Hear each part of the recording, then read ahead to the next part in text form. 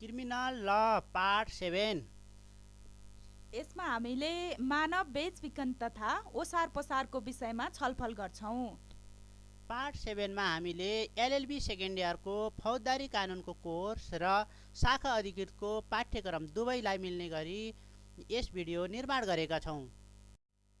मानव बेचबिखन भनेको के हो भन्ने सम्बन्धमा मैले एउटा सानो डेफिनेसन यहाँ राखिदिएको छु। Transportation of person by means of threat, fraud or deception for purpose of sexual exploitation, bonded labor, removal of organs and the like is known as human trafficking। यो भनेको यौन शोषण, बाँधा मजदुर बनाउन वा मानव अङ्ग बिक्रीका लागि फकाएर, धम्काएर, झुक्काएर एक ठाउँबाट अर्को ठाउँमा लैजानु चाहिँ मानव बेचबिखन तथा ओसार पसार भन्दछ।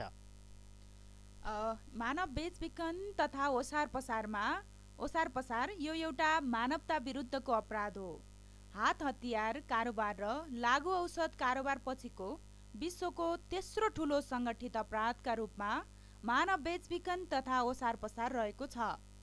मानव बेचबिखनका पीडितहरू आधुनिक दासका रूपमा रहन बाध्य भनेर बाराक ओबामाले भनेका छन्।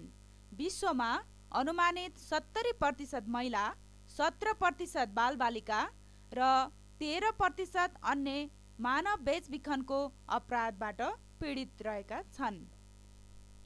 हामीले मानव बेचबिखन तथा ओसार पसार भन्दा झट्ट चेलीबेटी बेचबिखन मात्र भन्ने सम्झिन्छौँ। वास्तवमा त्यस्तो होइन। मानव बेचबिखन अन्तर्गत चेलीबेटी बेचबिखन पनि पर्दछ। त्यो बाहेक बालबालिकाहरू र अन्य पुरुष युवाहरू पनि एक ठाउँबाट अर्को ठाउँ विभिन्न कारणले जस्तो बाँधा मजदुर बनाउन, मानव अङ्ग बिक्री वितरणको लागि लगिन्छ भने त्यो मानव बेचबिखन तथा ओसार पसार अन्तर्गत पर्दछ। र राष्ट्रिय तथा अन्तर्राष्ट्रिय कानुनहरू मानव बेचबिखन तथा ओसार पसार विरुद्धमा के छ भन्ने सन्दर्भमा हाम्रो मूल कानुनको रूपमा रहेको नेपालको संविधानले शोषण विरुद्धको हक, महिलाको हक, बालबालिकाको हक लगायतका मौलिक हकहरूको व्यवस्था गरेको छ। त्यसै गरी नीति निर्देशक सिद्धान्त अन्तर्गत राज्यको नीतिहरूमा बाल श्रम लगायतको श्रम शोषणका सबै रूपहरूको अन्त्य गर्ने साथै वैदेशिक रोजगारीलाई शोषणमुक्त, सुरक्षित र व्यवस्थित गर्ने भन्ने नीति लिएको देखिन्छ। त्यस्तै गरी विशेष ऐनको रूपमा मानव बेचबिखन तथा ओसार पसार नियन्त्रण ऐन 2064 रहेको छ र इन्टरनेसनल लिगल इन्स्ट्रुमेन्टको रूपमा convention for the suppression of the traffic in person and of the exploitation of the prostitution of others भनेर 1949 मा जीव मास्ने बेच्ने विरुद्धको महासन्धि, त्यस्तै स्ल्याभरी कन्भेन्सन 1926 दासत्व महासन्धि र SAARC convention on preventing and combating the trafficking in woman and children for prostitution 2002 मानव बेचबिखन विरुद्धको सार्क महासन्धि गरेर हामीले विशेष त 3वटा महासन्धिलाई यसमा फोकस गरेका छौँ। जीव मास्ने बेच्ने विरुद्धको महासन्धि, दासत्व महासन्धि र मानव बेचबिखन विरुद्धको सार्क महासन्धि। यी तीनवटै महासन्धिहरूमा नेपाल पक्ष राष्ट्र बनेको छ। यो 2वटा महासन्धि भनेको युएनको महासन्धि हो भने सार्कको महासन्धि भनेको यो क्षेत्रीय स्तरको लिगल इन्स्ट्रुमेन्ट हो। मानव बेचबिखन तथा ओसार पसार नियन्त्रण ऐन 2064 मानव बेचबिखन तथा ओसार पसारको लागि नियन्त्रणको लागि बनेको विशेष ऐन हो।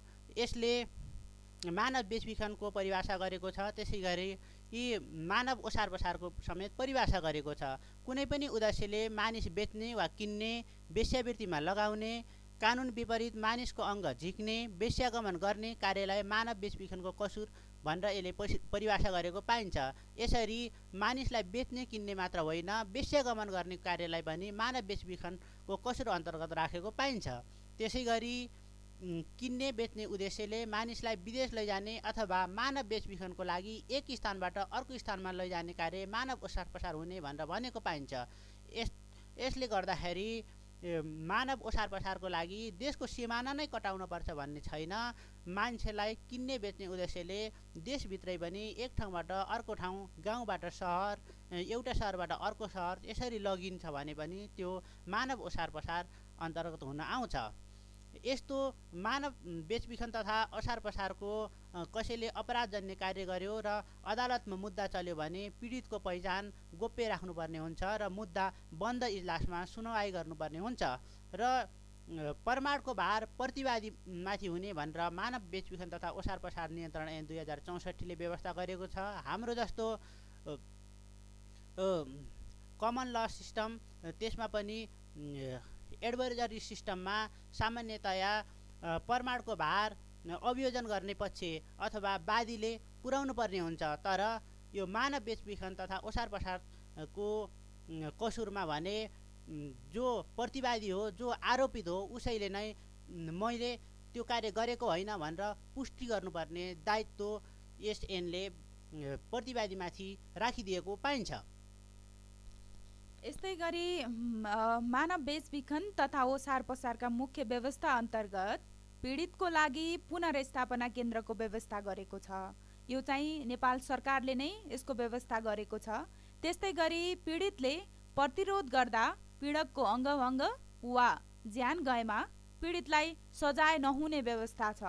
त्यस्तै जरिमानाको 50% रकम नघट्ने गरी पीडितले क्षतिपूर्ति पाउने व्यवस्था छ। यसमा यो 50% रकम कसरी लिने भन्दा जो पीडक हो, पीडकले तिर्ने जरिमानाको आधारमा 50% रकम लिने हुन्छ। त्यस्तै सुराकी संरक्षणको व्यवस्था अथवा व्हिस्टल ब्लोअर प्रोटेक्सन र पुरस्कारको व्यवस्था पनि गरेको छ। नेपालमा मानव बेचबिखन रोक्न भएका प्रयासहरूमा संरचनात्मक व्यवस्थाहरू के छन् भन्दा महिला बालबालिका तथा ज्येष्ठ नागरिक मन्त्रालय फोकल मन्त्रालयको रूपमा रहेको छ। त्यसै गरी गृह मन्त्रालय, सो अन्तर्गत नेपाल प्रहरी र त्यसमा पनि नेपाल प्रहरीको महिला सेल चाहिँ मानव बेचबिखन तथा ओसार पसार नियन्त्रण कार्यमा सक्रिय रूपमा संलग्न भएको पाइन्छ। त्यसै गरी राष्ट्रिय मानव अधिकार आयोग, राष्ट्रिय महिला आयोग जस्ता संवैधानिक आयोगहरूको पनि व्यवस्था छ।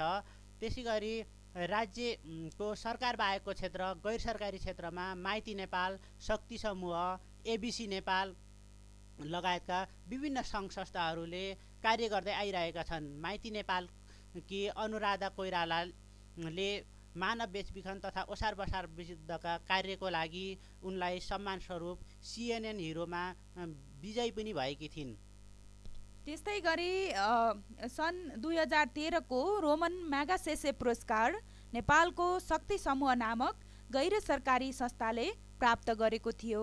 त्यस्तै गरी अब योजनागत व्यवस्था के भएको छ त भन्दा यो योजनागत व्यवस्था नेपालको 15 योजनामा पनि यसको 15 योजनाको आधार पत्रमा पनि व्यवस्था गरेको छ, जस अन्तर्गत स्थानीय स्तरदेखि नै सशक्तिकरण र रोजगार कार्यक्रम सञ्चालन गर्ने, सचेतनामूलक कार्यक्रमहरू विभिन्न स्थानीय तह, स्कुल, टोल समितिहरूमा सचेतनामूलक कार्यक्रम सञ्चालन गर्ने, त्यस्तै सूचना केन्द्रको स्थापना र तथ्याङ्कलाई अद्यावधिक गर्ने। कति व्यक्तिहरू मानव बेचबिखनबाट प्रभावित छन्, यो अपराधबाट प्रभावित छन् भन्ने कुराको तथ्याङ्क अद्यावधिक गर्ने र एकीकृत सुविधा सहितको दीर्घकालीन पुनर्स्थापना केन्द्रको स्थापना गर्ने, साथै कूटनीतिक नियोगको परिचालन र अन्तर्राष्ट्रिय मञ्चको उपयोग गर्ने।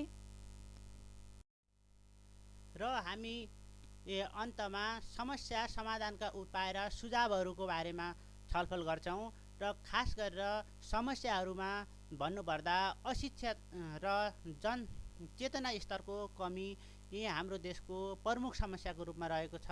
हरेक जसो ठाउँमा जस्तै यो मानव बेचबिखन तथा ओसार पसार विरुद्धको लडाइँमा अशिक्षा र चेतना स्तरको कमी सबैभन्दा ठुलो समस्या, सबैभन्दा ठुलो पर्खालको रूपमा खडा भएको छ। त्यसले गर्दाखेरि गाउँका सोझासिधा युवाहरू, चेलीबेटीहरू सजिलै दलालहरूको विभिन्न प्रलोभनमा फस्ने समस्या देखिन्छ।